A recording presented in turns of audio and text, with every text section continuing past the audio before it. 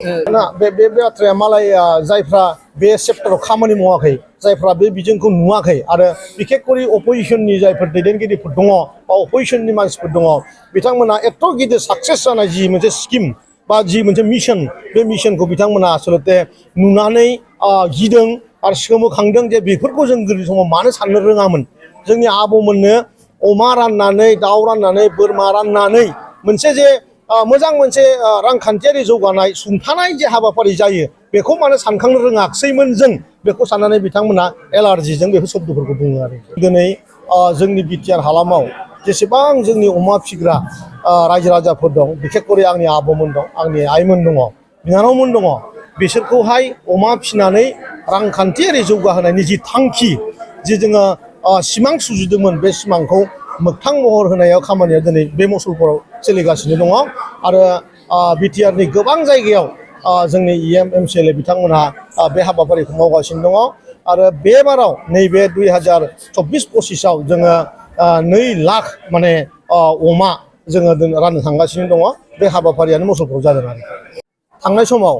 जि जों मोनसे गोदान मोनसे समाज दानायनि जे सिन्था खालामनानै जोंनि इउपिपिएलनि सरकार जादोंमोन आरो बेवहायनो मानगोनां प्रमद बर' सारा बिराद गोख्रैयैनो बड'लेण्ड पिक मिशन मोनसे मिशन मुडआव जों खामानि मावदोंमोन आरो बियो 1.5-2 बोसोर धरि जिहेतु अमायाव गिदिर बेमार मोनसे जादोंमोन बेखौ जोबखांनाय लोगो लोगोनो जों दिनै जोंनि बिटिआर हालामाव जेसेबां जोंनि अमा फिग्रा रायजो राजाफोर दं बिखेखकरि आंनि आबौमोन दं आंनि आइमोन दङ बिनानावमोन दङ बिसोरखौहाय अमा फिनानै रांखान्थियारि जौगाहोनायनि जि थांखि जि जोङो सिमां सुजुदोंमोन बे सिमांखौ मोगथां महर होनायाव खामानिया दिनै बे मसलपुराव सोलिगासिनो दङ आरो बिटिआरनि गोबां जायगायाव जोंनि इएम एमसिएलए बिथांमोनहा बे हाबाफारिखौ मावगासिनो दङ आरो बे बाराव नैबे 2024-25आव जोङो 2 लाख माने अमा जोङो राननो थांगासिनो दङ बे हाबाफारियानो मसलपुराव जादों आरो बे बाथ्राया मालाय जायफ्रा बे सेक्टराव खामानि मावाखै जायफ्रा बे बिजोंखौ नुवाखै आरो बिखेखकरि अपोजिशननि जायफोर दैदेनगिरिफोर दङ बा अपोजिशननि मानसिफोर दङ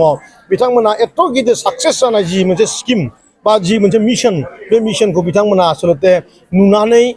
गिदों आरो सोमोखांदों जे बेफोरखौ जों गोदो समाव मानो साननो रोङामोन। जोंनि आबौमोननो अमा राननानै दाउ राननानै बोरमा राननानै मोनसे जे मोजां मोनसे रांखान्थियारि जौगानाय सुंथानाय जे हाबाफारि जायो बेखौ मानो सानखांनो रोङाखैमोन जों बेखौ साननानै बिथांमोना एलार्जिजों बेफोर शब्दफोरखौ बुङो आरो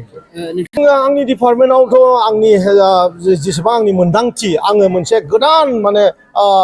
सिन्ताधाराजों आं खामानि मावबोदों जेरै आं फिसारि डिपार्टमेन्टआवबो गोदोनि जि मोनसे कालचार जे माने रिपेयारिं खालामनानै